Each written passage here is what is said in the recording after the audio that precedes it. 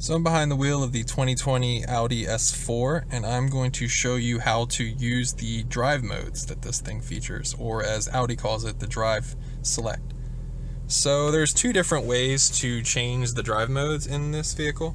So first up, there is a drive select, two buttons. You have an up and a down. This is not a button, but it does tell you what the buttons are.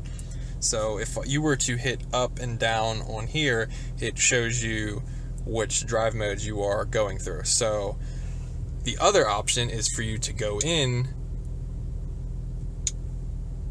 to the nav screen and hit Audi Drive Select, and then you'll bring to the screen where you'll see Comfort, Auto, Dynamic, Individual. Individual is the option that lets you pick and choose what you want. Maybe you really want a harsh steering experience.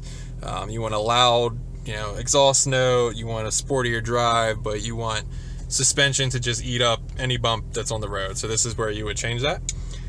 And if I'm going to show you, when you change the buttons, you also will get different message displayed below what gear you're in. So right now I'm in park, but if I were to change to comfort and auto, you might hear the engine note changing, dynamic, the exhaust note changing, and then individual. So that's how simple it is to change the drive modes in this thing. So I think it, goes without saying what the different modes generally are. Comfort is for a more, comfortable, economic driving experience. Auto, I guess, is more to say, depending on how you put your right foot down, is how the car is going to respond.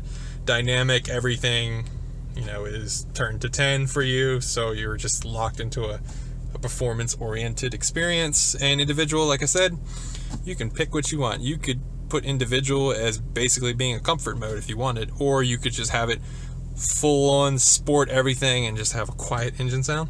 I haven't done that, but I think it would be kind of funny.